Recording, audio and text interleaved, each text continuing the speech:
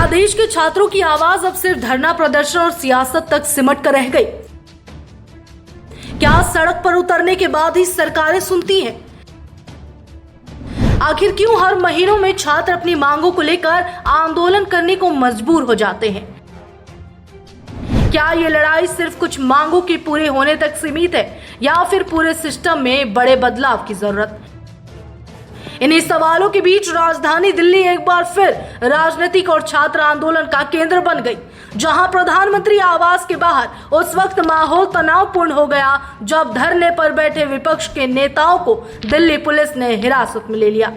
दिल्ली में उस वक्त सियासी पारा चढ़ा जब कांग्रेस नेता राहुल गांधी, प्रियंका गांधी और कांग्रेस अध्यक्ष खड़गे और समाजवादी पार्टी प्रमुख अखिलेश यादव समेत कई विपक्षी नेता छात्रों के समर्थन में धरने पर बैठ गए।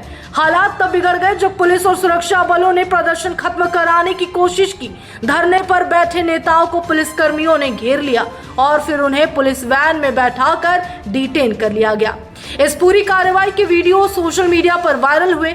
विपक्ष इसे लोकतंत्र की आवाज दबाने की कोशिश बताता रहा, जबकि प्रशासन कानून व्यवस्था बनाए रखने की दलील देता रहा।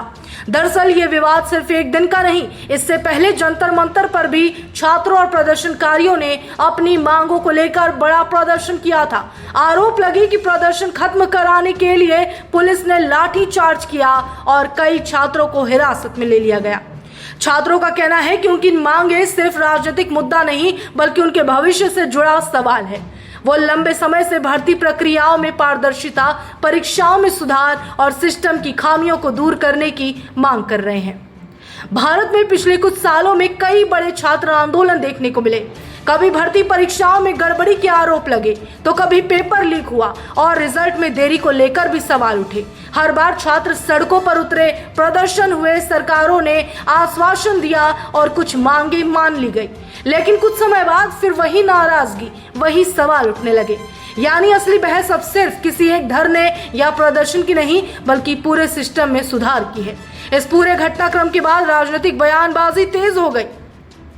फिलहाल दिल्ली में सियासी संग्राम जारी है, लेकिन आने वाले दिनों में ये देखना दिलचस्प होगा कि क्या यह आंदोलन केवल कुछ मांगों के पूरे होने तक सीमित रहेगा या फिर देश की परीक्षा और भर्ती व्यवस्था में किसी बड़े बदलाव की शुरुआत करेगा।